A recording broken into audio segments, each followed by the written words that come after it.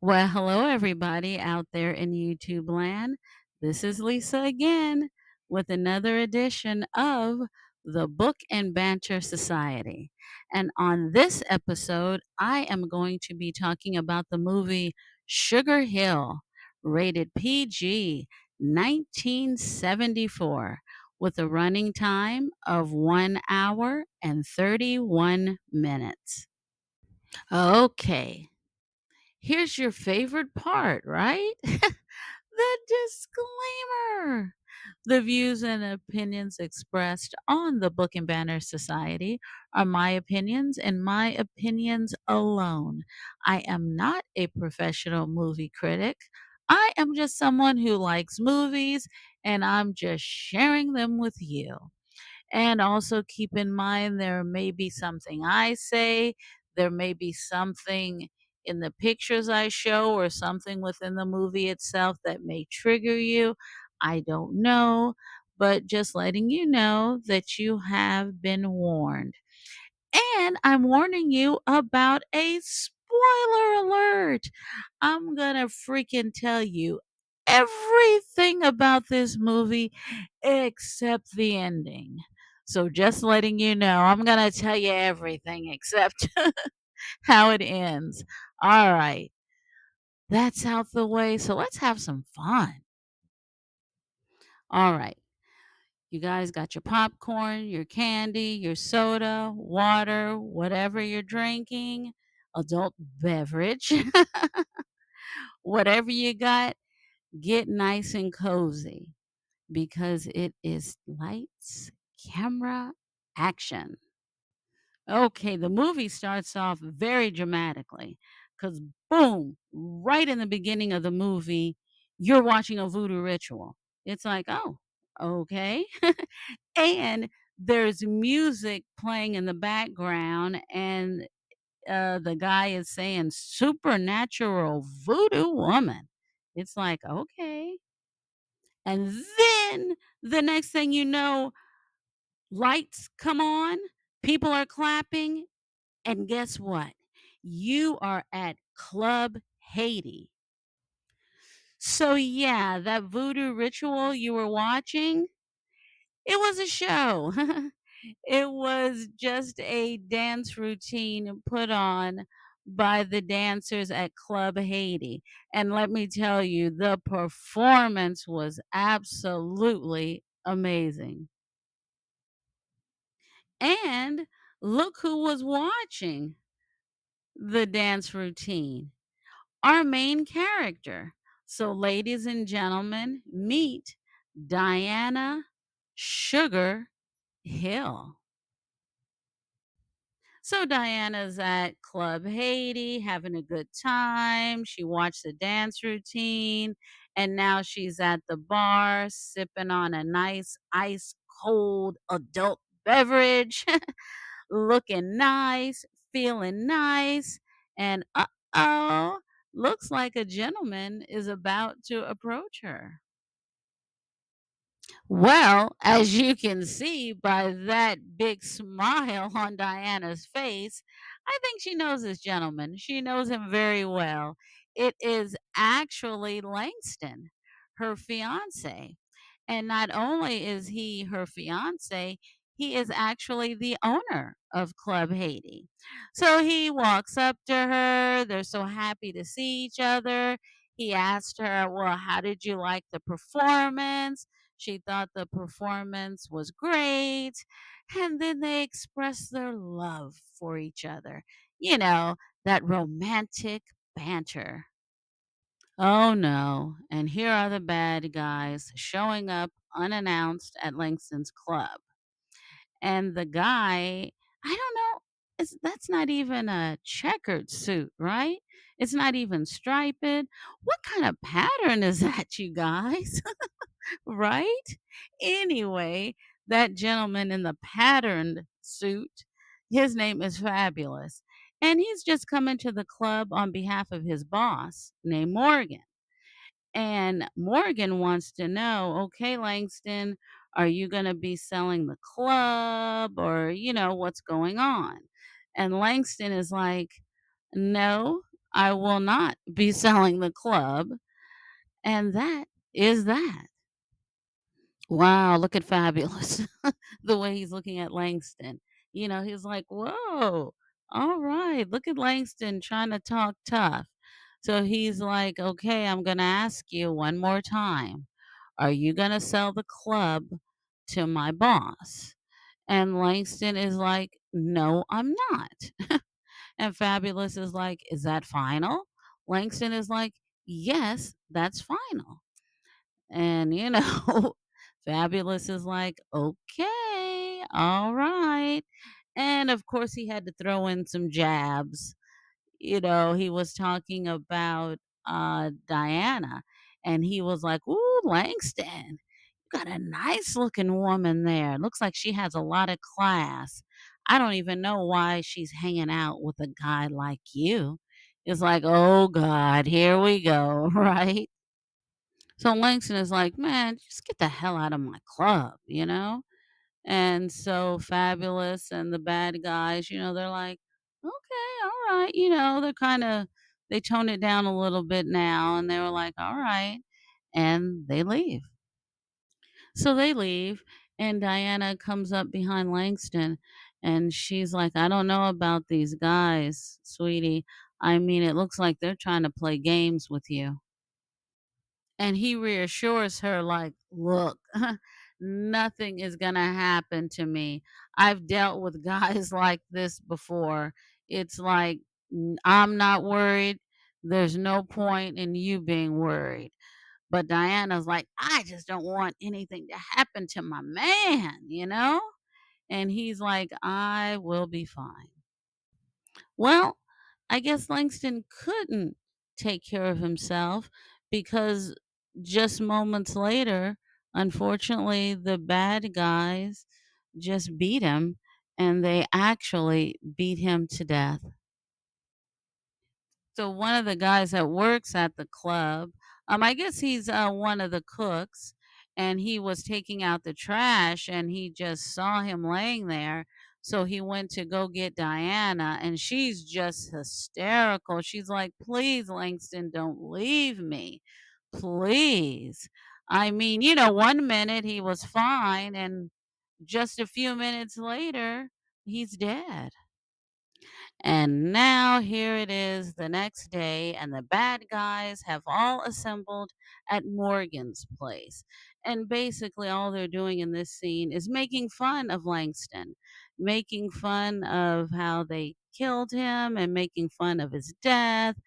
And then Morgan, the head bad guy, is saying, yes, from now on, this is how we're going to operate. And whatever I want, I get, and all that kind of stuff. And the lady seated on the floor is his, I guess you would call, quote unquote, girlfriend named Celeste. She's like, well, I don't understand. If he's dead, how you gonna buy the club from him? And he's like, yeah, you know what? We'll worry about that later. So now we see Diana. She's kind of just staring off into space, and it looks like she's in a restaurant, but she's kind of like in a restaurant by herself, like there's no one else in the restaurant. Then all of a sudden, someone calls her name. It's Valentine. Valentine is a police officer, but not only is he a police officer, he is Diana's ex boyfriend. Whoa. And he was just telling her it's unfortunate that we have to meet again at a time like this. But it took me a while to get over you after we broke up, and it took me a while to get over the fact that you went and moved on with Langston. And then she kinda looks at him and gives him that look, and she was like, "Yeah, but you got over it all right." You know what I mean? Like, come on, quit trying to be so melodramatic, like, "Oh, it took me so long to get over you." She's looking at him like, "Yeah, please, you got over me, stop." So now Diana, she gets up, she looks out the window. Oh, and it would be raining, you guys. It's a dreary day. So she looks out the window and she was telling Valentine that she met Langston right at the restaurant that she's in now. And they met, and he asked her name, and she's like, I'm Miss Diana Hill. And he goes, well, from now on, I'm going to call you Sugar Hill because you look as sweet as sugar taste. Whoa, you talk about a good line. And so she turns back and she looks at Valentine and she's like, oh, so you are going to be on the case. And he goes, yeah, it's my job to find out what happened to Langston. And she's like, you know what? Whoever did this to him, I would love to get them and hunt them down one by one. So it's like, uh-oh, Diana is looking for revenge. Okay, so now we see this big giant house in the middle of nowhere, and a car pulls up. And guess who it is? It is Diana. And as you can see by the look on her face, she is stressed the F out. Okay. So she's going to this big old house and she is looking for somebody. So she goes to the front door. The front door opens and she's like, hello, mama, mama. And it's like, mama. Then she goes, Mama Matress. Hello, hello. Then someone grabs her from behind and she turns around in shock. It is the one, the only Mama Matress herself. And she wants to know why Diana is there. She hasn't seen Diana in quite some time. So Diana quickly tells her story, how her fiance was murdered. And that's when Mama Matress is like, ooh, I can feel both your sadness and anger at the same time. So Diana is like, please, I know you can help me. Please help me. But Mama Matress is like, man, I'm old, I'm tired, I'm weak, my power is just not what it used to be. I don't think I can help you. And Mama Matress, she calls Diana out. She's like, look, you've always been a disbeliever. So why all of a sudden, why are you here? And then Diana just says straight up, look, I'm looking for revenge, okay? You gotta help me. Can you please help me? So, wow, look at them now. They are looking like they are going on a journey. And Mama Matress has told Diana she is going to call on one of her most powerful voodoo gods to help her. So, this will be interesting. As you see, look at the terrain that they're traveling through. Ooh, looks pretty dangerous. So now they arrive in a location. It's kind of dark and creepy, even though it's daylight. And there's a clearing, and then there's an altar. And so Diana kneels down at the altar. And then Mama Matress is like, uh, the voodoo god, he's greedy. Do you have any money? Diana's like, no. It's like, "Oh, okay." And so it's like, "Baron Samedi, I command you." And then smoke comes, but nothing happens. And so then Diana takes off her necklace and puts it on the altar. And it's like, "Oh, okay, something's happening, but not much." And then Mama Matress is like, your ring, your ring. So then Diana takes a ring off and puts it on the altar.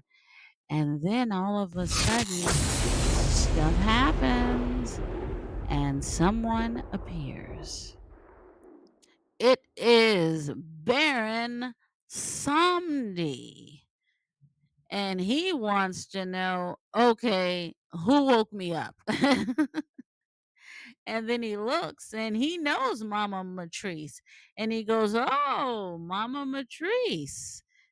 What, hey, good seeing you again, but what's going on here? And then the next thing you know, Diana looks at him and she's like, I want the power to destroy my enemies. And he's looking at Diana like, okay, who are you? Because I am Baron Samdi and I rule over the undead. This is this territory that you're here, this is my territory. This is my domain. Like, who are you? And then that's when Mama Matrice steps in and it's like, oh, she meant no disrespect. She didn't mean any disrespect. So he's like, okay, this Diana, what is she going to give me in return? Right? Like, okay, who is this Diana and what is she going to give me in return? And while he's talking, these two like zombie women uh, come out of nowhere and stand alongside of him. And then Diana whispers to Mama Latrice, who are they? And look at Mama Latrice. She's like enjoying every minute of this. She tells Diana, oh, those are his brides. He's a good lover. It's like, what?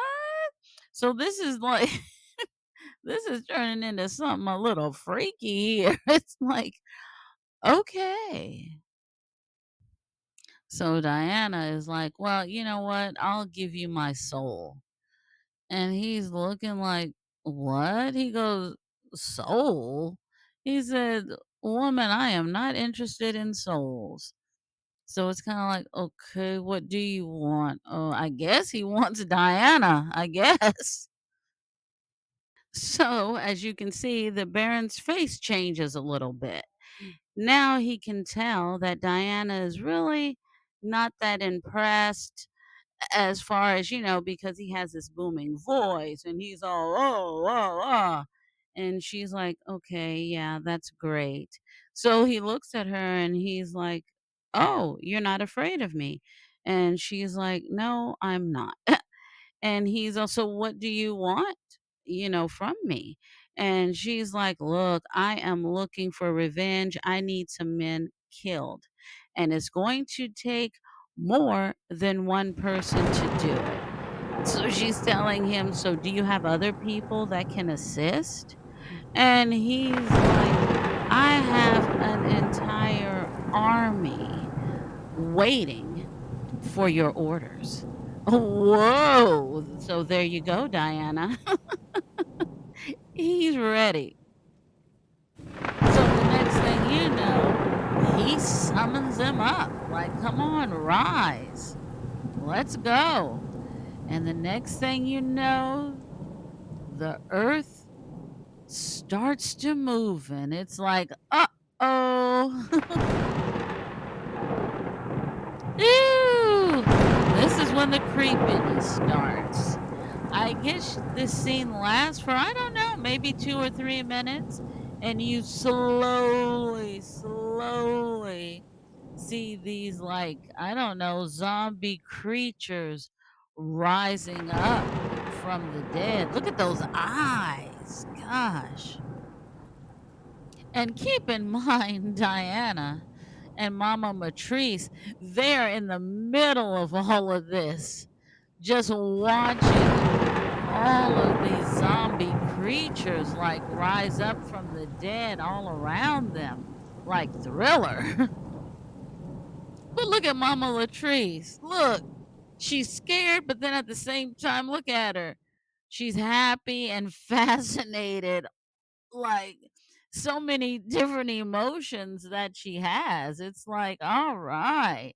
First, she tells Diana, hey, Baron Samdi, he got brides, he's a good lover, this and that. It's like, woo, this is a lot to take in. And when I said Diana and Matrice are surrounded, look, they are literally surrounded by all of these zombie creatures rising up. But remember, this is what they asked for, so this is what they're getting. So now Baron Samdi, he's like, hey, they have arisen and they are ready at your disposal and they are ready to do evil, and evil is all they know how to do. It's like, whoa. So, okay, let's go, Diana. What are you going to do? The ball is in your court. Okay, now we find ourselves on a loading dock. And the guy with the clipboard, his name is Tank. And the men in front of him, they are all looking for work. And the thing is this, Tank has plenty of work for them. But the thing is, he's like, oh, you're going to have to pay me up front. Then I'll give you the job. It's like, what? It's like that's freaking crazy, right? So all the guys standing around, they all know this is absolutely ridiculous. But they're not saying anything. They're kind of just going with it. Except for the gentleman in the blue shirt. He's like, what? You mean I gotta pay to get a job? He's like, oh, no, no, no. I don't pay for a job. And Tank is like, oh, yes, you do. And the guy is like, oh, no, I don't. Well, the next thing you know, Tank socks him in the face. The man falls down. The man gets back up, and unfortunately, he reaches into his pocket, takes out some money, and gives it to Tank. It's like, oh man, you know how you want that one person to make a stand. And he did, but he failed. So, there you go. It's like, oh man. However, there was someone that was standing back and watching all of this unfold. Yep, it's him, Baron Samdi, the voodoo god himself. He watched the whole thing. And he may be smiling, but you know that smile. That's a smile of, hmm, time for payback. So anyway, Tank is still on the docks. He goes to this warehouse part. He's just counting his money, and then he keeps like hearing something. And it's like, okay, who's here? Is there someone else here besides me? Yes, there is someone besides him. Look at Diana. Diana looks like a superhero. And she starts pointing at him and telling Tank, you and your punk friends killed my man. And you know what? I think I'm going to give a sentence to you. And the sentence I give is death. It's like, whoa, okay. Okay, so now Valentine has arrived on the loading dock. And he tells his captain, oh, Captain, I got here as quickly as I could. I heard something may have happened to Tank Watson. And the captain is like, well, we think it's Tank Watson. And Valentine is like, I don't get it. And so the captain motions him like to some kind of something is covered with a blanket or whatever. And so Valentine lifts it up and he kind of like, ooh, he kind of grimaces a little bit. Then all of a sudden, this guy comes and says, "Hey, Captain, I got something to show you." So it's like, okay. So the captain and Valentine follow the man. Let's see what he has to show them. Well, what do you know? It's Tank's head, which is why the captain was like, we don't know if it's Tank or not, because they were just looking at a headless body. But look, now they found the head, so now the body is complete. Huh. But the question is, who in the heck did this to Tank? And in broad daylight. So, anyway, Valentine is kind of just looking around, and all of a sudden he sees something that catches his attention. And what do you know? It looks like a pair of old rusty chains. So now we see Morgan. Morgan has just found out that Tank, one of his henchmen, has been murdered. So Morgan is like beside himself, like, I don't understand this. Who could have did this to him? And so he tells one of his bad guys, hey, you need to get into the streets and you need to figure out who set this up. What's going on?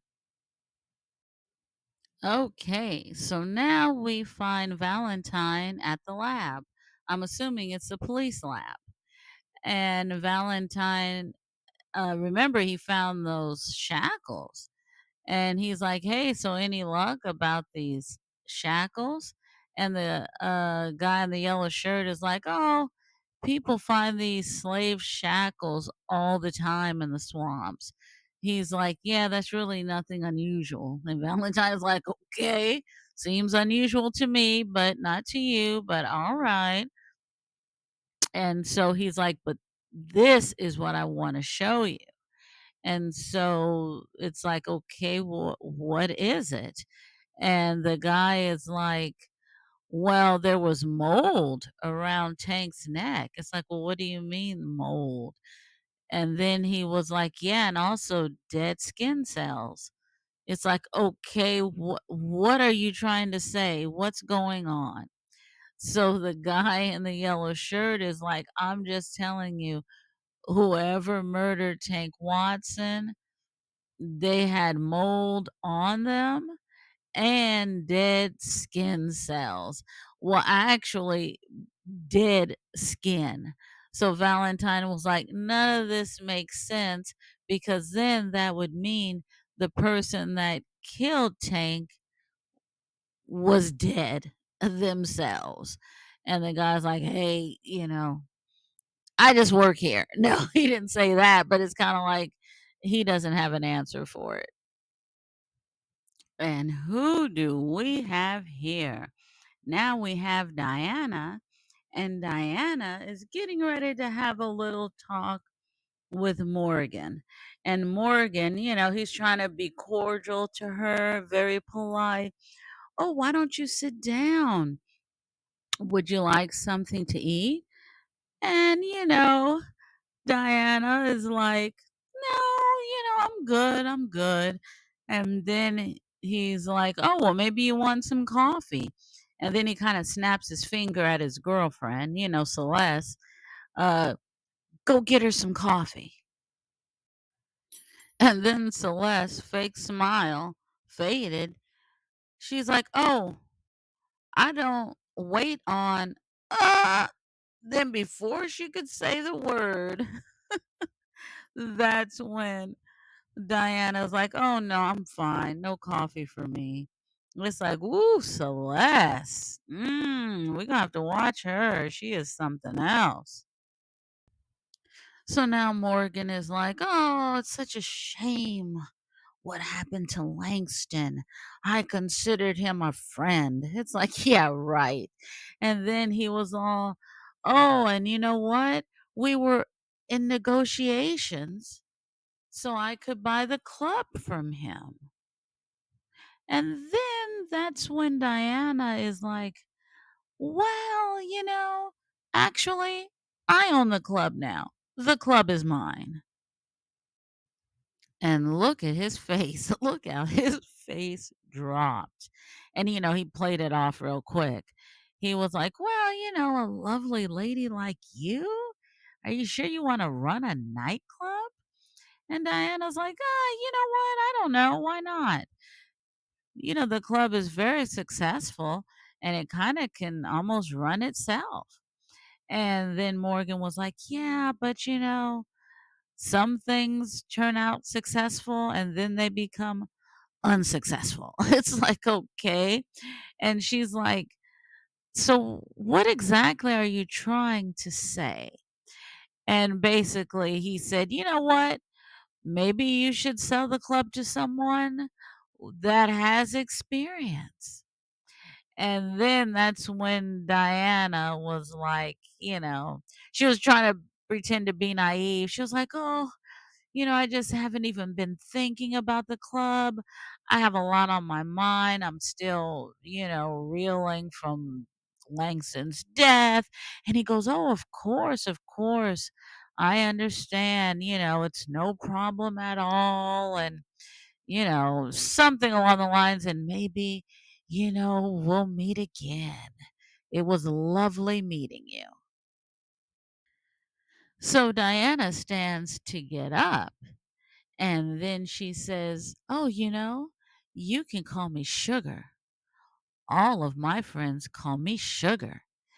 And so he's like, oh, okay. Lovely, lovely.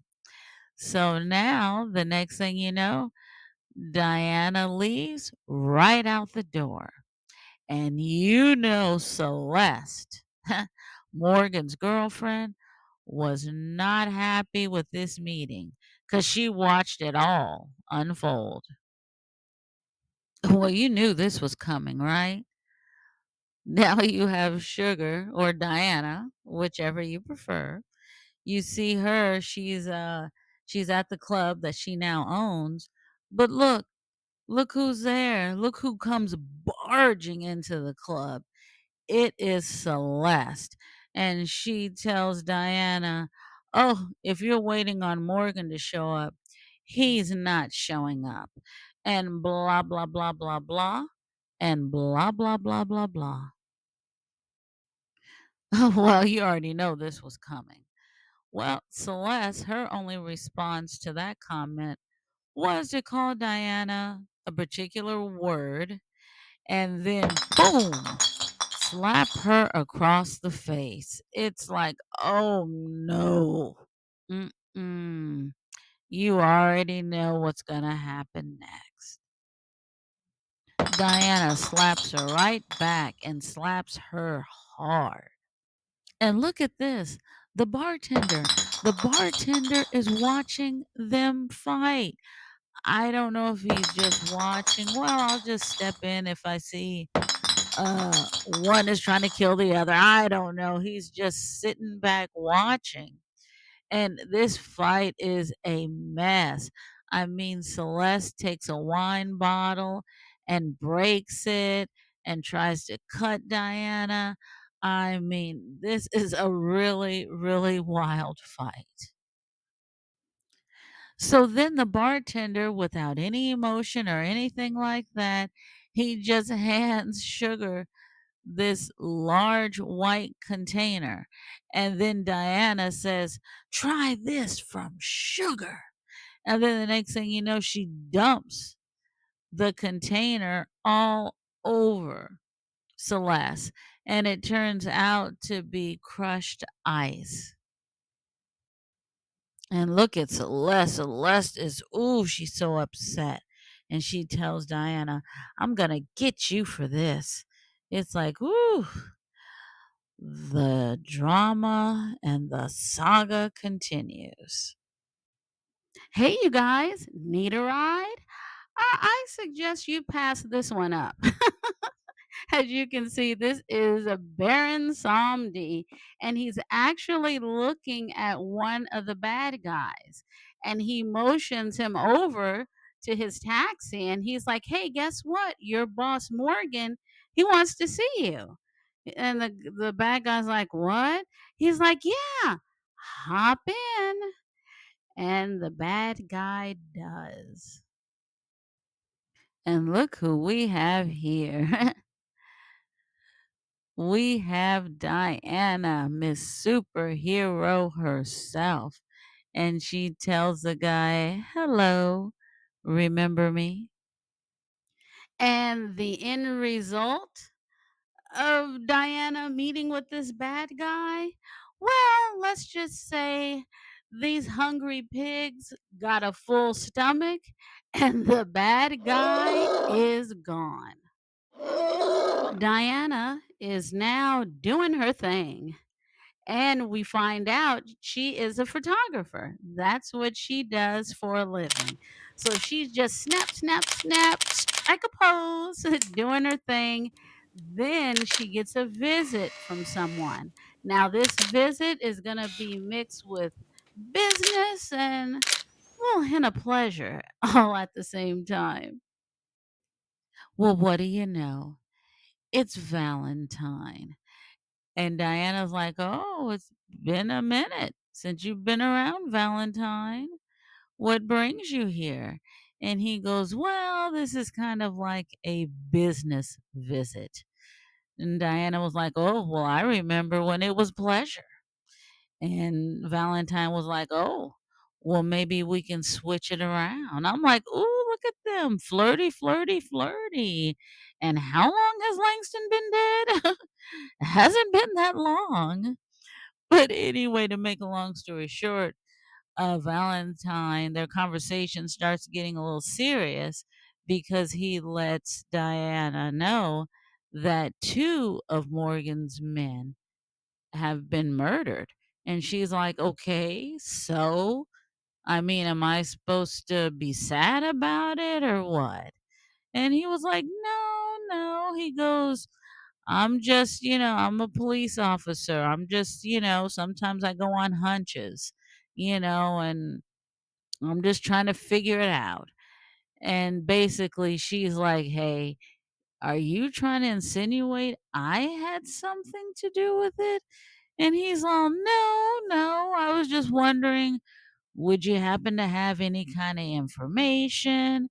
And she's like, no. Why would I have any information on two murders?" So Valentine just lets her know. He's like, "Look, Morgan is not the type of person to play around with. It's very dangerous. Be careful." And she's like, "I'm smart enough to know that." And he goes, I know you're smart." And then I guess to kind of soften the conversation, he bends down and kisses her on her shoulder. It's like, "Ooh, that's kind of intimate there, right?" And then on that note, he says a little something else and then he leaves. And it's like, "Ooh, okay."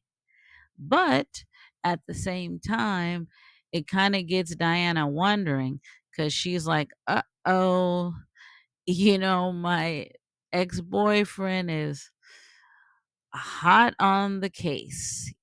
It's like, "Uh-oh." Don't want him to find out. Now we find Lieutenant Valentine entering the Voodoo Museum and Research Library, and he's about to pay a visit to Dr. Parkhurst. And they exchange pleasantries, here and there. And the doctor is like, "Oh, are you investigating some kind of voodoo swindle? Or are people selling fake voodoo charms again?" And then that's when Valentine says, "Oh, no, I don't do those investigations anymore. It's been a few years. I now investigate murder." So that's when the doctor's like, "Oh, okay, interesting." Then Valentine tells the doctor that there have been three murders. And Valentine kind of has a hunch what's going on, but he doesn't want to go to his boss because he's like, my boss will laugh at me. And then Valentine opens up his briefcase and he hands Dr. Parkhurst the slave shackles that he found at the first murder. And the doctor is in shock. He's like, whoa, slave shackles? Where did you find these? Valentine doesn't tell him exactly where he found them, but the doctor examines them and he says, wow, these shackles are like from the 1840s, maybe the 1850s. And he also tells Valentine at that particular time, the slaves were bought to this particular region from New Guinea. However, many of them didn't survive the trip. Disease swept through the ship, and the bodies of the slaves, they were just dumped in swampland, shackles and all. And then he looks at them and says, you know what? These shackles would actually make a very powerful juju. Valentine is like, juju, what's that? And that's when the doctor says, well, a juju is a voodoo charm. And then that's when Valentine opens up a little more and he tells the doctor he actually found those shackles at one of the crime scenes. And he tells the doctor that he has a feeling that the killings may be part of some kind of voodoo ritual or something along those lines. And the doctor is like, well, you'll find the best books on the subject right here. And that's when Valentine is like, great. When do we begin? And in so many words, the doctor's like, here are the books. Help yourself. Get to researching. Look at Morgan. Ooh, he is beyond upset. He is like, what is going on? And look at the way he's looking at Fabulous. Look at Celeste and look at the other guy back there. They are all looking at Fabulous. And Fabulous isn't looking so fabulous right now. Morgan is riding him hard. He's like, look, you get out in the street and I need to find out what is going on because someone is trying to take me down. And Fabulous, he doesn't even know where to begin to look, but he's like, get out there and get out there now. Look at this right here. Looks like Morgan is about to lose another bad guy. And look at Baron Somdi. And look at him now. Okay, look. First, he was a loading dock worker, right? Then he was a taxi driver. And now he's a bartender. He is like what? The hardest working voodoo god. Amazing. Look at how distraught this man looks. He witnessed everything that went on in the small bar. It's like, whoa. And Valentine is trying to get some information from him, like, uh, what what happened here? What did you see? And he's like, I saw dead people. And Valentine is like, what? He said, yeah, a corpse. That's what I seen. I seen corpses. Valentine is like, what? And then Valentine was like, well, if you recognize these people, would you be able to recognize them again? And he goes, yes, but I hope they will never be able to recognize me. I mean, he's sweaty and he's just totally distraught. And Valentine, he's like, not quite sure what he can do with this information. Look at Valentine. Valentine looks like he is studying for college, right? Look at that. And to make it worse, the doctor comes up with an armload of books and he just puts it on the desk in front of him. But actually, Valentine tells him it has been fascinating research. And then he asks the doctor, are there any type of voodoo priest in this area? And the doctor says, oh, yes, people just don't talk about it.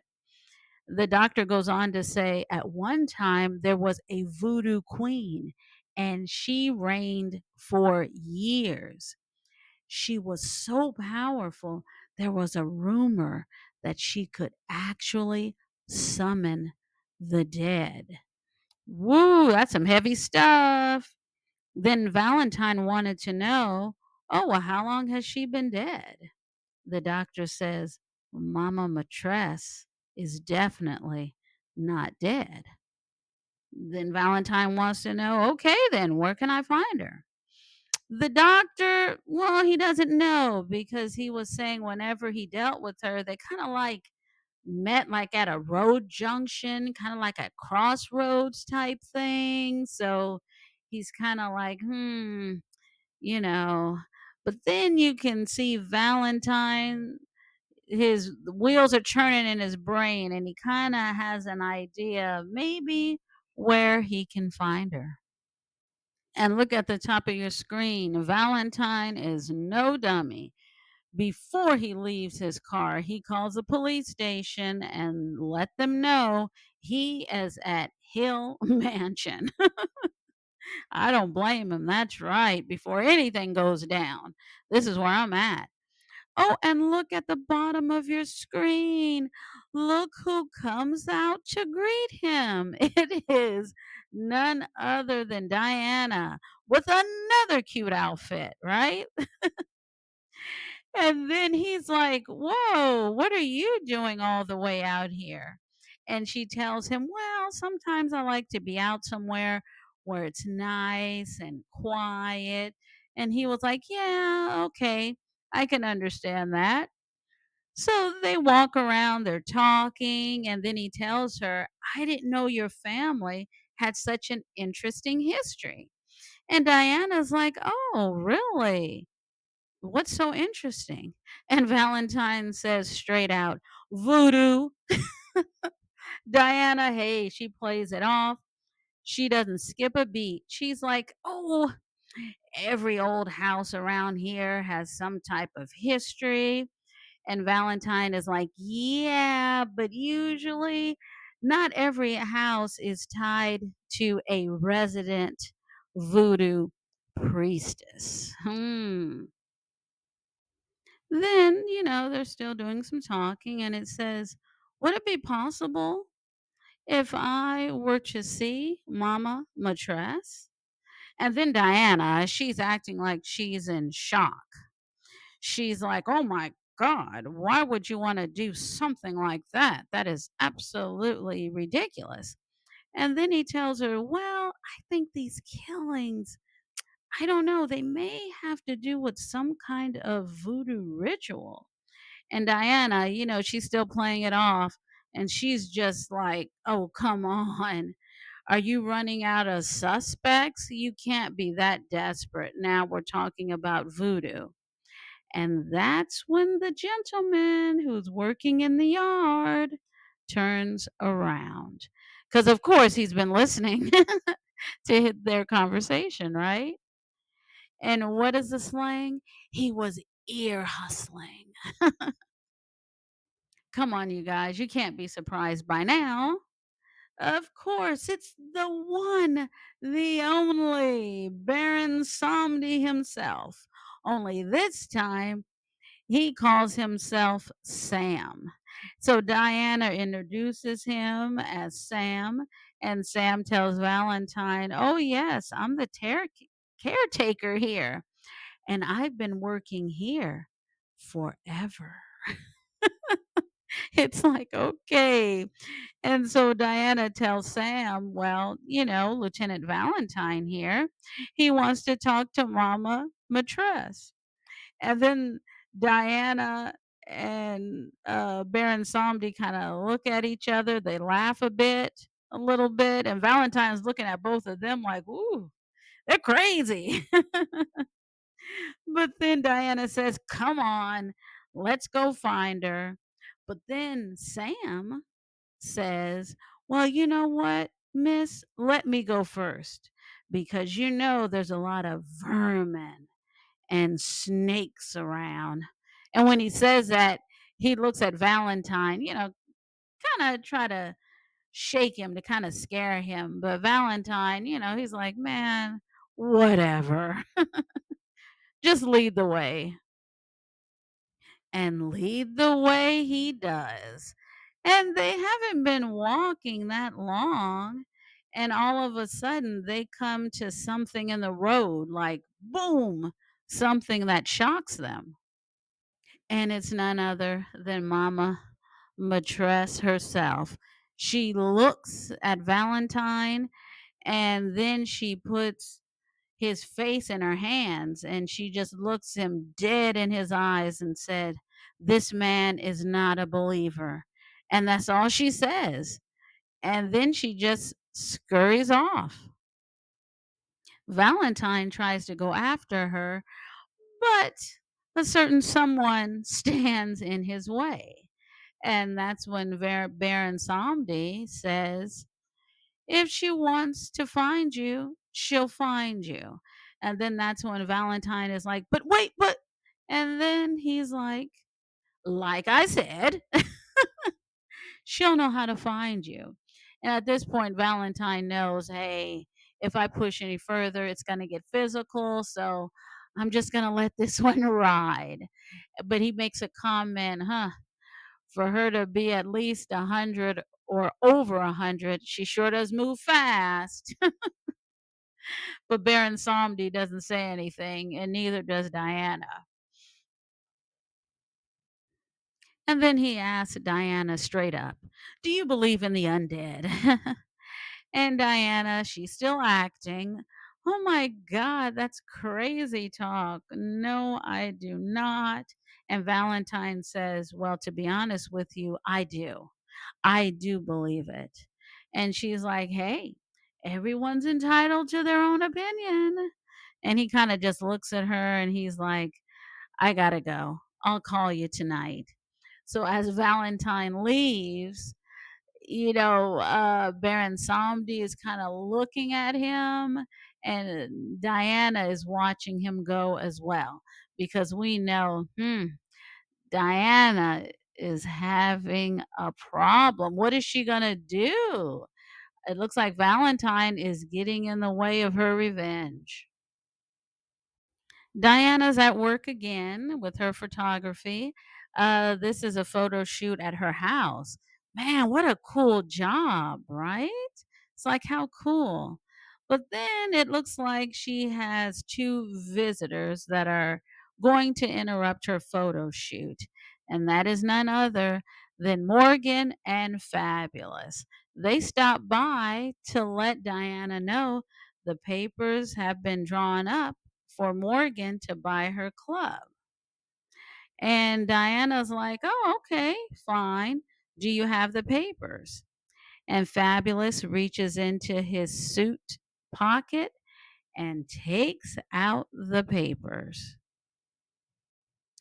Diana glances over the papers. As you can see by the expression on her face, she is definitely not happy with the amount. Look at her face at the bottom of your screen. She's like, "Get the F out of here with this offer." And then she tells him, it's like, "Come on, you're lowballing me. I know how much the club is worth. And this figure right here, come on.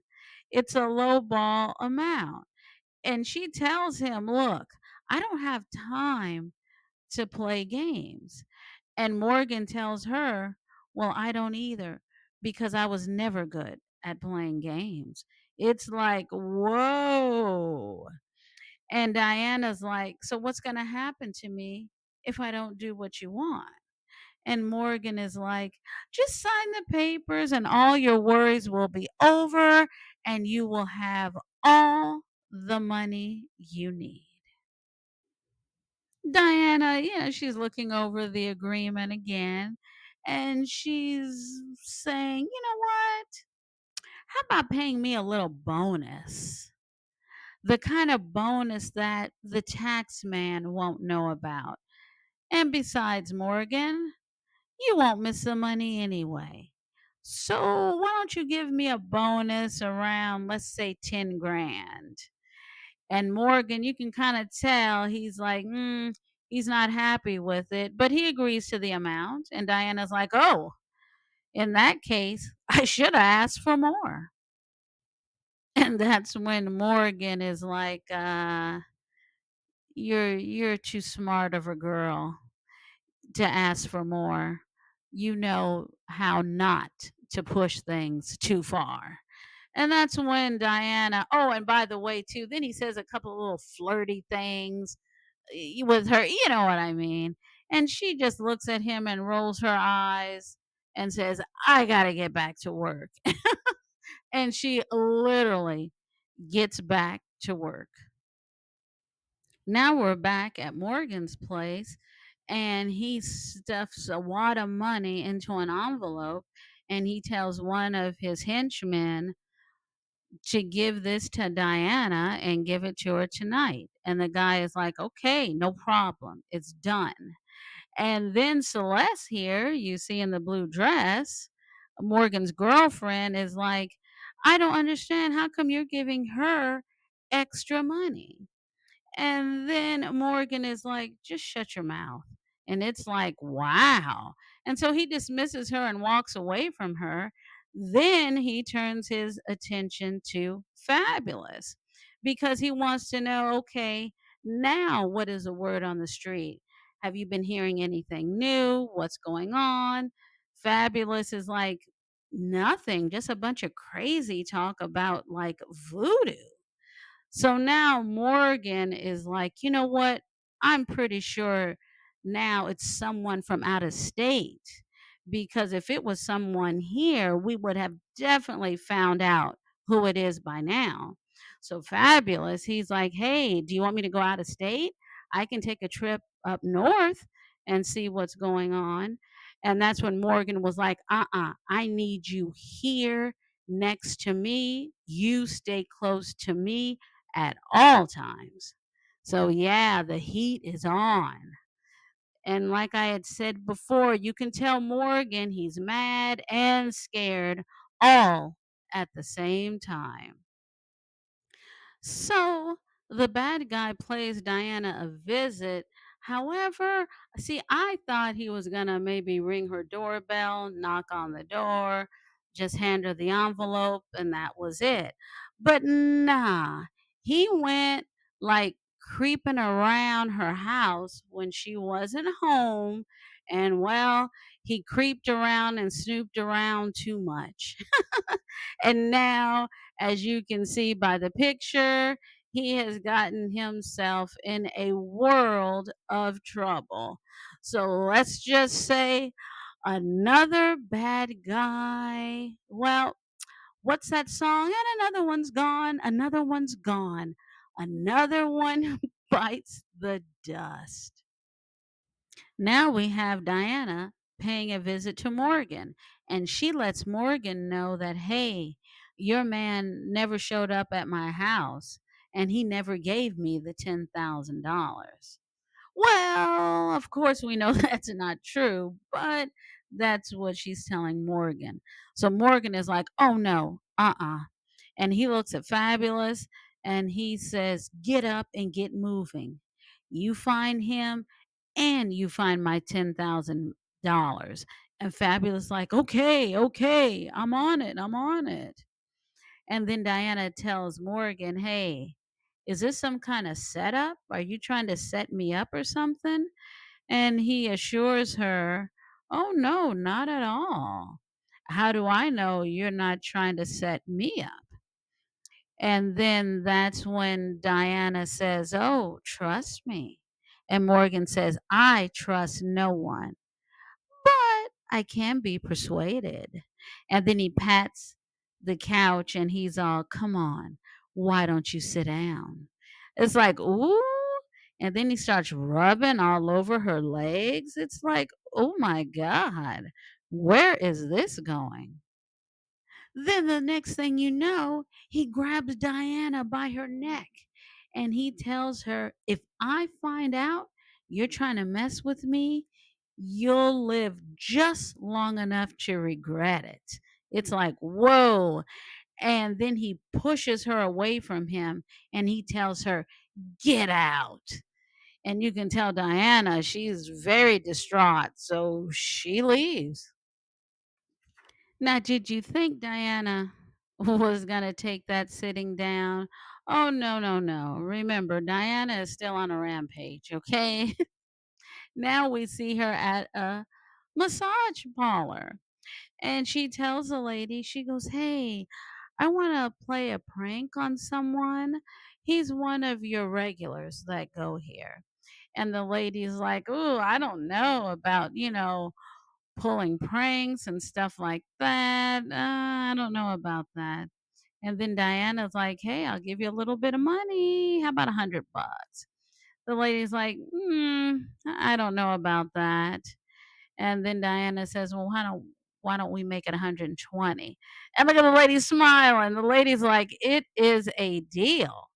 And Diana's like, are you sure he's gonna, be here this evening? And the lady goes, oh, yeah. He's been coming here on Thursdays regularly for the past 6 months. So who could that be? Huh? Before we find out who the regular is, look who we got here. Oh, come on. He knows he needs no introduction at this point, right? Wow. So now he's working the front desk of a massage parlor. Boy, this guy has so many jobs, right? And here's our guest. It is fabulous.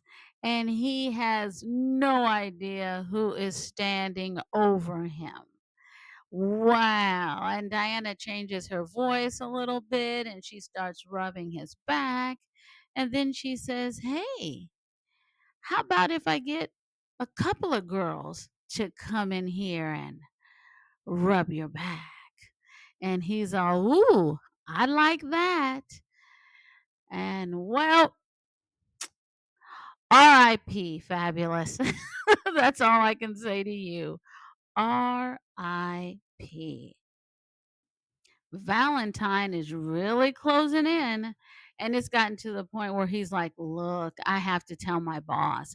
Because remember, he was like, oh, my boss is going to laugh at me if I tell him this or that. But it's gotten to the point where, you know what? I'm just going to tell him my feelings. And so he tells the boss his feelings. And the boss is like, seriously? And he goes, come on, boss. I think voodoo or rituals may have a part in this.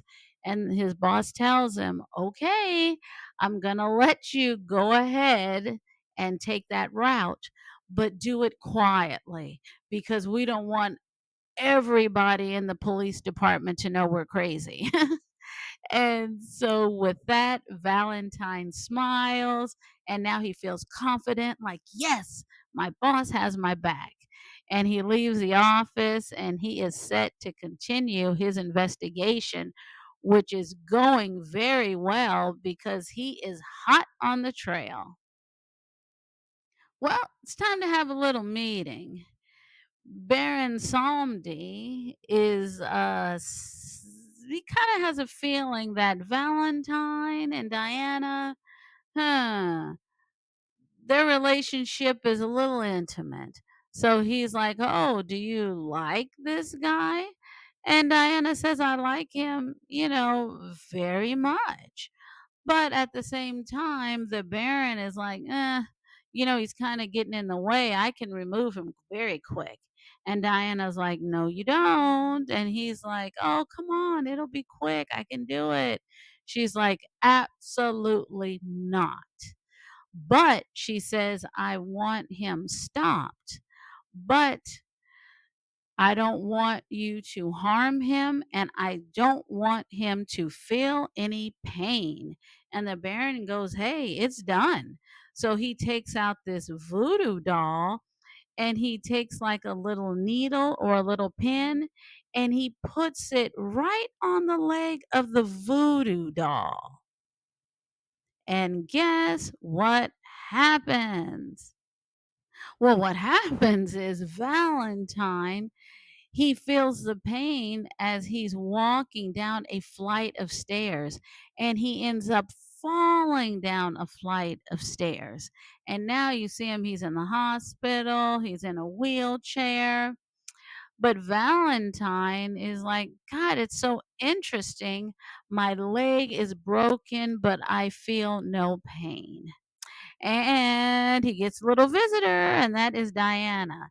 And at this point, Valentine knows that Diana knows what's going on with all these rituals and people meeting their demise. He's like, look, I don't know how far you are into this, but and she's all, what? I have no idea what you're talking about. And she goes, listen, I have to go. See you later. Bye. And he's just kind of smiling, like, okay, right, whatever. So he kind of knows something in the universe or something made this happen to him so he can kind of chill out a little bit.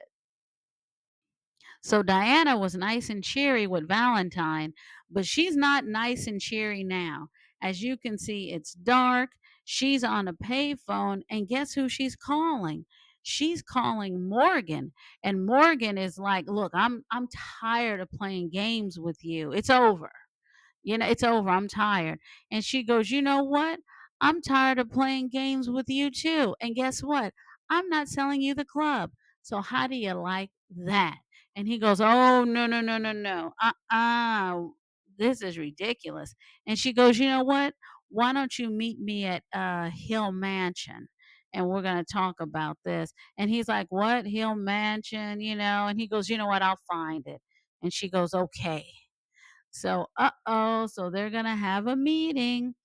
Oh, and just to veer off real quick, you see that arrow? I said payphone. Some of you out there may be, what the hell is a payphone? Well, back in the day, there were things called payphones. This was before cell phones, and usually they were all over the place, especially in cities. Because look, if your car broke down or something, cell phones weren't around, so you would call someone on the payphone.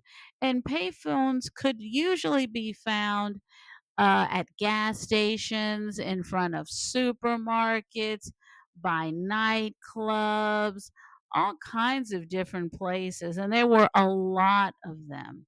Then, if I'm not mistaken, they sort of went out of fashion because kind of like during the heavy drug epidemic, I want to say what, maybe in the late 80s, early 90s, or somewhere around there, a lot of drug dealers were using those payphones, to make deals and, all that kind of stuff. So it kind of got a little sketchy, because it's kind of like, do I want to use a payphone, as a drug dealer waiting on a phone call? So at least that's what I think happened. And also to technology with the invention of cell phones. So they slowly went out of fashion. Me personally, I still feel some payphones still need to be around. I don't know about you guys, but there have been times where, people have lost their cell phones, or their cell phones have died. They've spilled water on their cell phones, or you know what I mean? All kinds of things. I don't know. Me personally, I think maybe a cell phone, a payphone still would be good, kind of like to have around. So I don't know. Okay, enough with the nostalgia. Let's get back to the movie.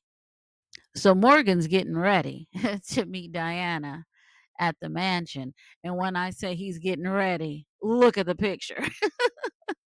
He's not coming alone, okay? Yeah, and he's bringing a little something something with him cuz he's like this is he's tired of talking.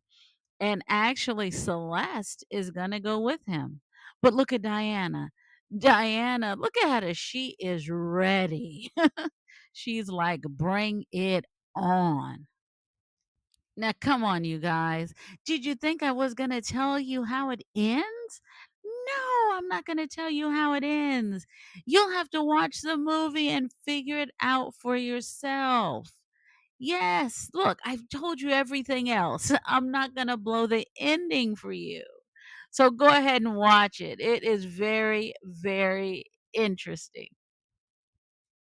Let's talk about what I liked about the movie and what I didn't like.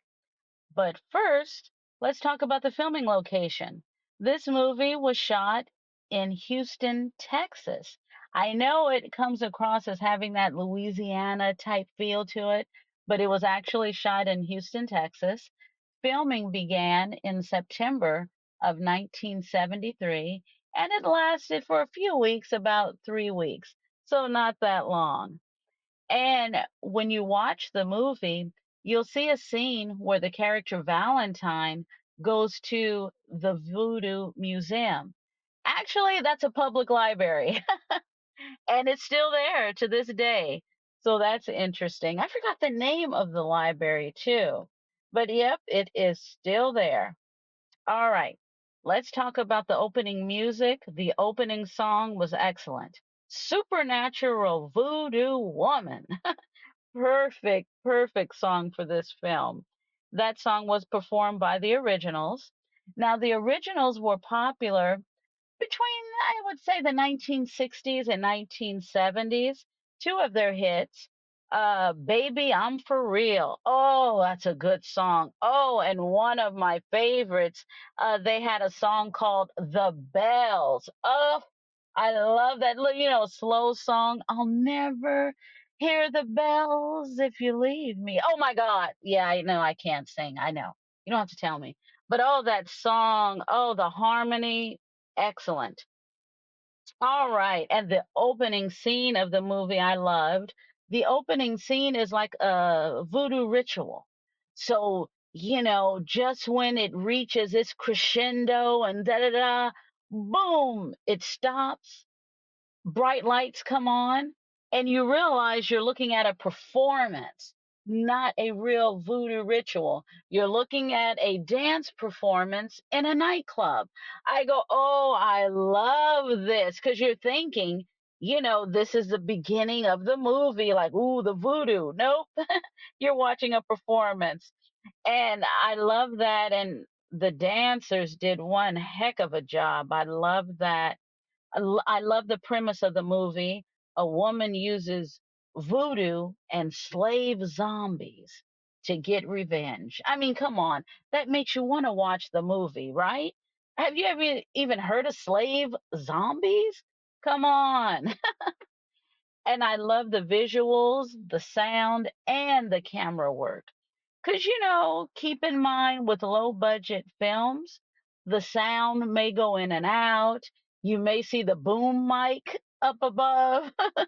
You may see the shadow of a camera, but not in this film. I don't remember any of those issues. The sound was good, no boom mics showing, no cameras.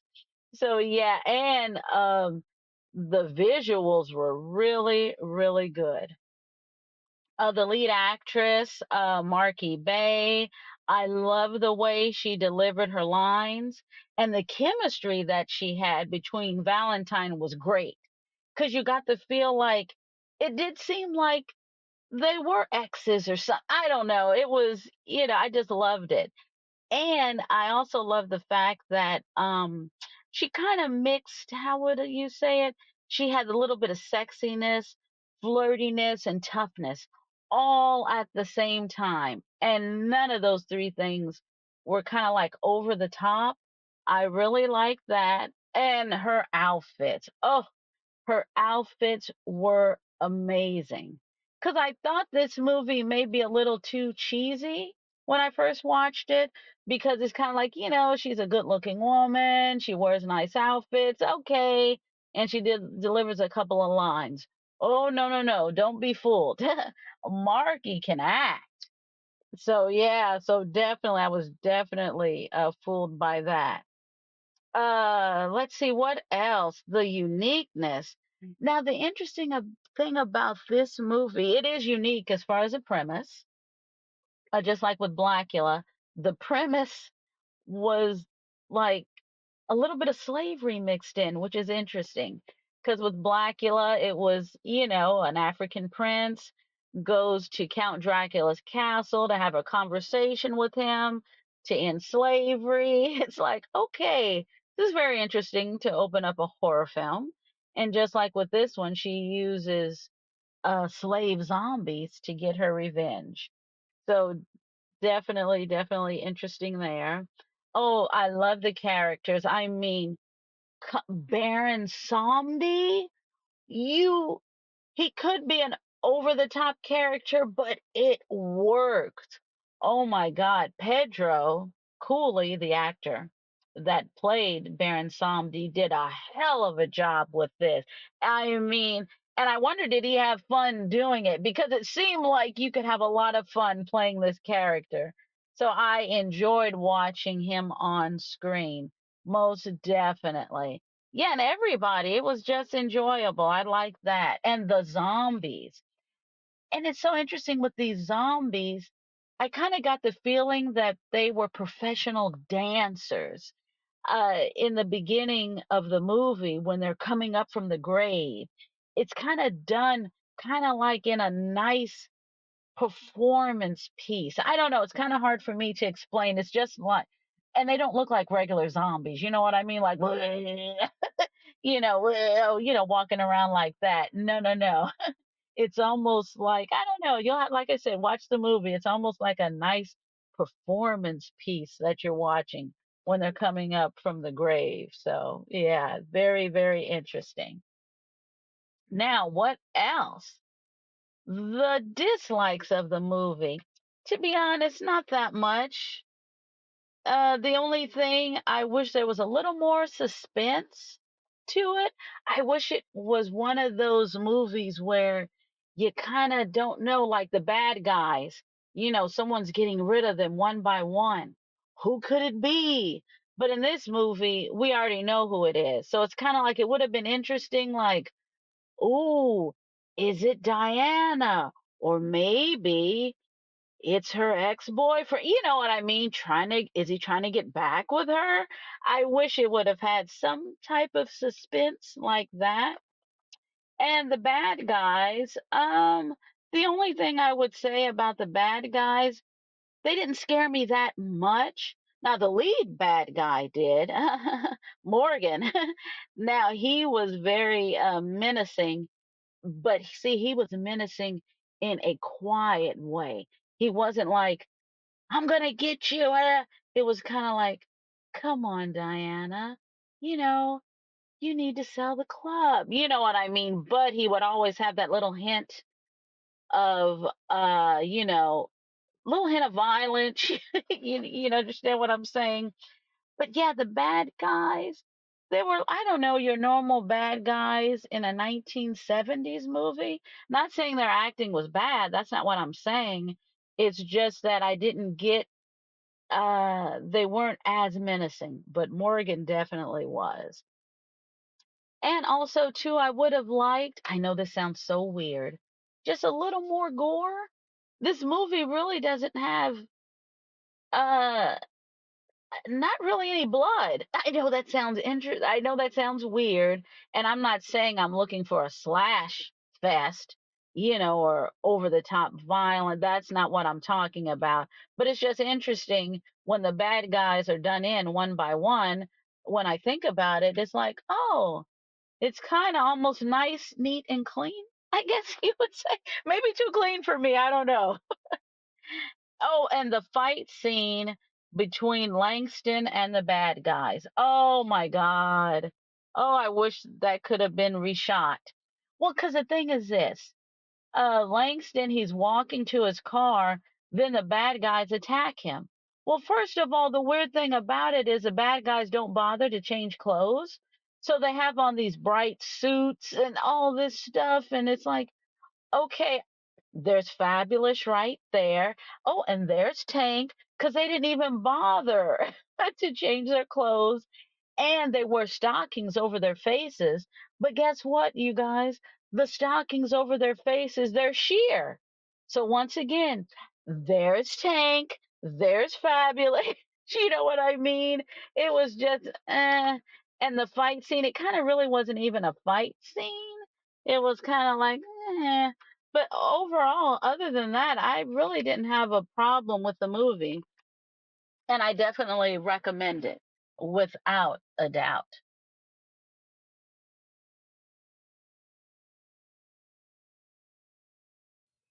Marky Bay.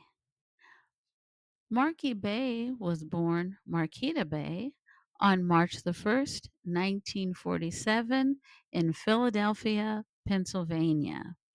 Now, there's not that much information about Marky on the internet. It does show that she did a couple of movies and she guest starred on a couple of very popular TV shows back in the day, such as Beretta, Charlie's Angels, Starsky and Hutch. And then she retired from acting. She retired all the way back in 1982. And what's interesting about this particular time when this movie was made in 1974, that is actually the same year she got married. And she's been married to the same guy ever since. And actually, the two of them operate some murder mystery cruises in Los Angeles. So that is interesting. And I also would love to know, why did she quit acting so early? I wonder, was it one of those things where she got into acting and it was like, I thought it was my thing, but maybe it's not? Or was it one of those situations where she was getting bad scripts? Because remember, we are talking the 1970s. Or was it one of those things where, Pam Grier was on the scene, so, I don't know if that had something to do with it, or it could be none of this had anything to do with it. Maybe just after about, 10 years, she was like, I've had enough, time for me to retire and relax a little bit. So, yeah. But I would have loved to have seen her in more films because I feel she was really, really good in this movie and excellent, excellent stage presence. She did an amazing job in this film, and I would have liked to seen more, but that's okay because as of this recording, as far as I know, Marky is alive, and I hope she's doing well and enjoying her life. Don Pedro Cooley was born on August the 30th, 1938, in Klamath, Oregon. He went to college to study architecture, but then one day a group of his friends, they were rehearsing for a play. He rehearsed with them, and the rest is history.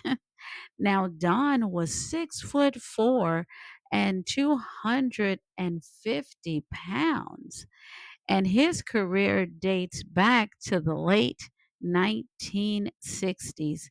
He's done everything from guest appearances, movies, you name it.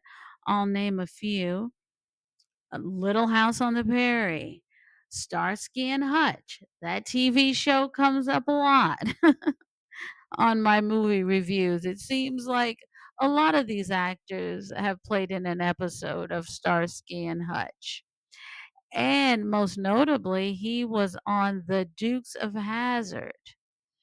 And he would also attend like the Dukes of Hazzard reunions, sign autographs, and everything like that. And he also starred in a guest appearance on Adam 12. That was a police show back in the day. He was in the movie Beneath the Planet of the Apes. I mean, he had done quite a bit.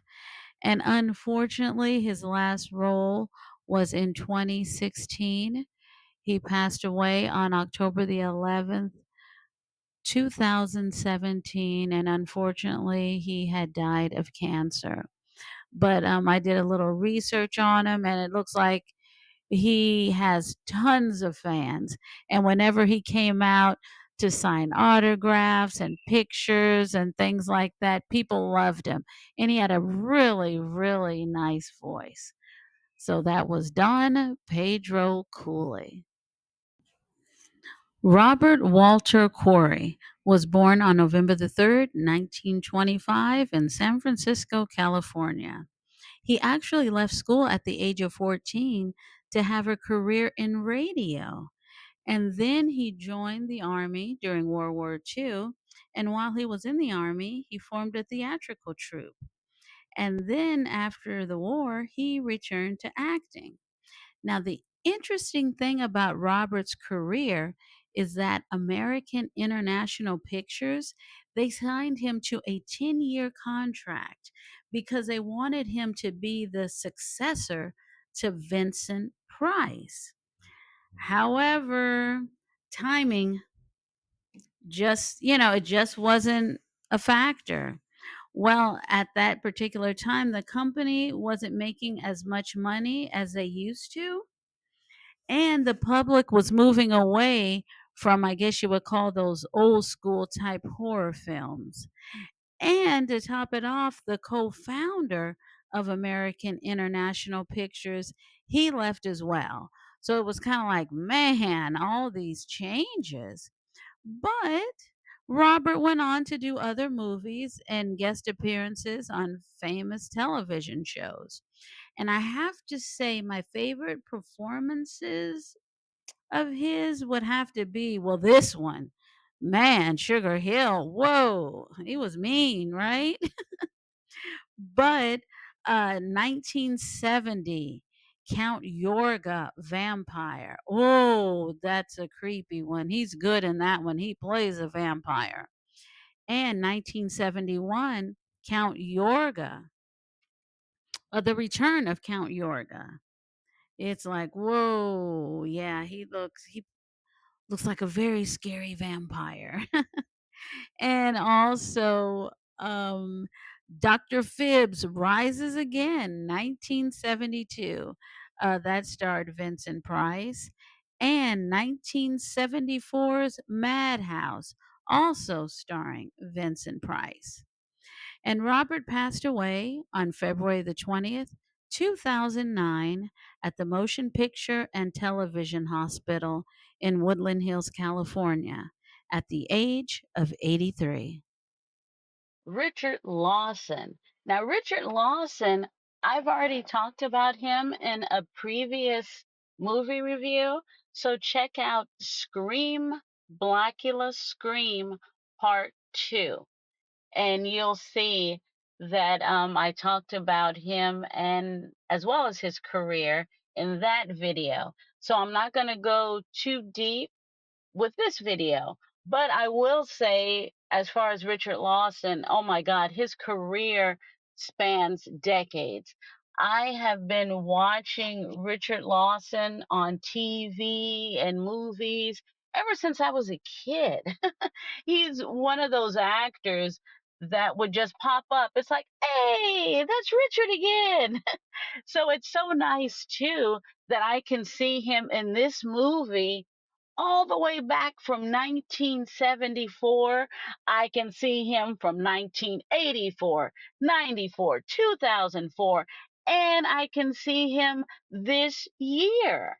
Because, he's still working, he's acting and all that kind of stuff. So I love that. I love watching an old movie and then also seeing the actor present day. So, yes, and as you can see by the little collage I made, these are just some of the things that Richard has been in. And I've always enjoyed his work. And I think you will too. So definitely, definitely check him out. Charles P. Robinson was born November the 9th, 1945, in Houston, Texas. He served in the Army and he briefly attended the University of Houston. And then, just like some other young people, it's like, I think I want to pursue acting. And hey, after that, like I always say, the rest is history. Now, Charlie had a very extensive acting career. I mean, his acting credits are absolutely amazing. Let's go through some of them. And it spans decades, you guys. I'm like, what? Some of the shows you've never heard of before, maybe your grandparents or parents have, or maybe you have, because he spans from the 20th century to the 21st century. So you've seen him before. So here we go, you guys. For TV, these are the TV shows he's guest starred on: Cannon, The White Shadow, Lou Grant, Roots, The Next Generations, Hill Street Blues, Saint Elsewhere, Buffalo Bill, Love and War. And Love and War, he was a regular. He played on there for like 57 episodes. He had a reoccurring role on the show Home Improvement. He was on there about 9 times. On the show Inc., he was on for about 22 episodes. Oh my God, the list goes on and on. Bernie Mac. Come on, you guys. You know that show, House MD. Cold Case, How I Met Your Mother, Still Standing, My Name is Earl, 30 Rock, Big Love, Heart of Dixie, Key and Peele, Grey's Anatomy, This Is Us, NCIS, and I saved one for last because this was what I remember him for when I was growing up. And he was on a hit show called Night Court. Oh my God. And the thing is this, I remember his character on Night Court. Now, Night Court was a popular show that was on from 1984 all the way up until 1992. And he was a regular on the show. He played in like almost 200 episodes. But if you look at the way his character is on that show versus his character in this movie, polar opposites, totally different. So when I watched this movie and I saw his name, I go, oh my God, that's the guy from Night Court. It's just so funny how, how actors, I mean, it's acting, right? I mean, personalities change, depending on what acting role that they're doing. But yeah, that is something. Yes. And unfortunately, Charles has passed away. He died July the 11th, 2021 in Los Angeles, California. Oh my God, he had cardiac arrest with multi system organ failure, and that was due to septic shock. And I believe he like had a form of cancer. It's like, oh my God, just horrible. But, we will never forget him. When you turn on the TV, you look at movies like Sugar Hill, you look at old TV shows, he is always there. So that was Charles Robinson. Zara Cully. Zara Cully was born on January the 26th, 1892, in Worcester, Massachusetts. And yes, you heard me correctly. She was born in 1892. Now, Zara became super famous for playing Mother Jefferson on the hit television show The Jeffersons, and she started playing the role in 1975 when she was 82 years old. Can you imagine your grandmother lands an acting gig at the age of 82 and it's a good acting gig? Oh boy, that is amazing. Now, Zara came from a family of 10 children. And I do know that one of her sisters was a very successful seamstress.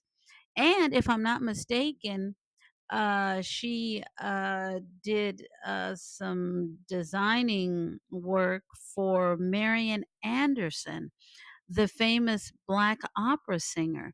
If I'm not mistaken, I'm pretty sure I'm correct, but you never know. And one of her brothers was a musician, and he played with Duke Ellington as well as Cab Calloway. And this is interesting about Zara. I've never heard of this term in my life. Back in 1940, she was known as the world's greatest elocutionist. It's like, what is an elocutionist? Well, elocution is the study of formal speaking. And that's when it comes to pronunciation, grammar, tone, and style. Wow, I'm definitely not a elocutionist. That's for sure. And unfortunately, Zara became ill during the third season of The Jeffersons, and she missed quite a few episodes, but she bounced back during season 4, but she fell ill again. And unfortunately, she passed away at Cedar Sinai Medical Center in Los Angeles on February the 28th, 1978, from lung cancer. She was 86 years old. And the cast and crew members from the Jeffersons, they attended her service, along with the producer of the show, Norman Lear. And she is actually buried at Forest Lawn Cemetery in Glendale, California. And at the time of her death, she was one of the oldest working actors on TV. Wow, that is absolutely amazing. And when you look up Zara, if you look up her images when she was younger, looked at some of the images and it's kind of like that kind of looks like her, but is that really her? And it looks like the internet is getting her images mixed up with the images of her two sisters. So just keep that in mind. But that was Zara Cully, a person that made television history. Betty Ann Reese. Betty Ann Reese was born on April the 14th, 1943, in Shaker Heights, Ohio. And when Betty Ann graduated from high school, she enrolled at the University of Miami and she studied acting at the Pasadena Playhouse. Now, Betty didn't have a lot of acting roles or anything of that nature, but she's one of these actresses where you know how you can see them in one thing and you'll remember them forever. And in this movie, I will remember her forever.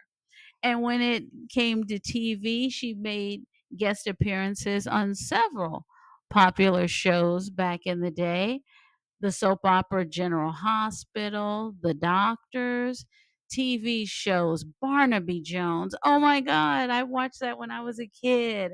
I also watched The Streets of San Francisco, Medical Center. She starred guest appearance on My Three Sons, The FBI, and she starred in two other movies besides Sugar Hill, and that was The Unholy Rollers and The Photographer.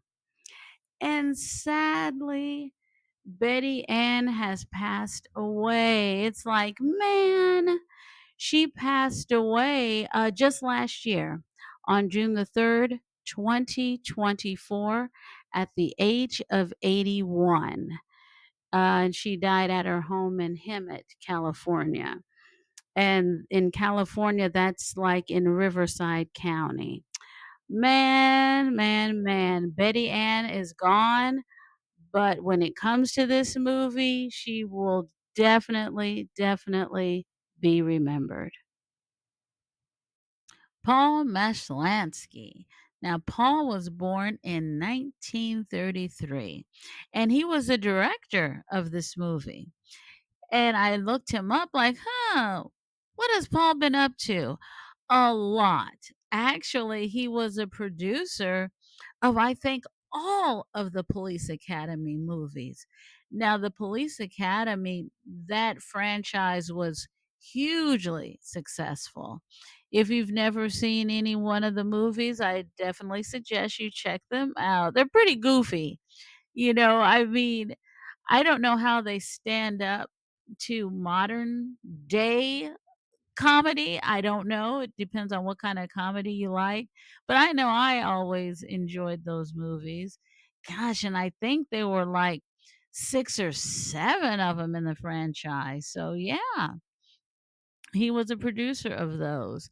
And unfortunately, Paul has passed. He passed away last December, but he lived to be 91 years old. So that's Paul. Tim Kelly. Tim Kelly was a writer for this movie, and he was born in 1931 in Saugus, Massachusetts. And according to the internet, he wrote over 300 plays. 300, you guys. And he was also a drama critic, a journalist, and he also did some television screenwriting. And if you look on the screen, I have pioneerdrama.com. Actually, that's a nice little website. If you type in his name, you will get a whole list of the plays that he wrote. And some of the titles are pretty catchy. So, yeah, it's very, very interesting. So, yeah, so definitely check out Tim Kelly. And unfortunately, Tim passed away suddenly back in 1998. Okay, this is a weird side note, but if you look at the picture and if you see Baron Samdi, every once in a while he would carry a cane, and you see the face at the top of the cane. For some reason, it instantly reminded me of this old TV show from the early 1970s called H.R. Puffin Stuff, and it was this little boy. He would keep a magic flute in his pocket. And look at the magic flute, you guys. I don't know why it made me think of Baron Samdi's cane. Maybe because they're almost the same color. I don't know. But there you go. That's just the way my mind works. Actually, Baron Samdi, man, that cane is fire, right? It's nice. Well, folks, that's it. I think I have talked long enough. As always, thank you so much for listening. I appreciate it. And like I've said before, I really, really enjoy doing these. I really do.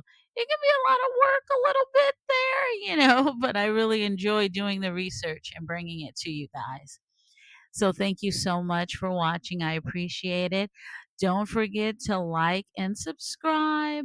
and definitely hit that notification bell. Because if you don't hit the notification bell, you may miss one of my episodes and it may be epic. And last, but certainly not least, check out my book, The Creeping Things, and other tales of madness and mayhem. So, thank you once again so much. You guys take care, and I will see you next time.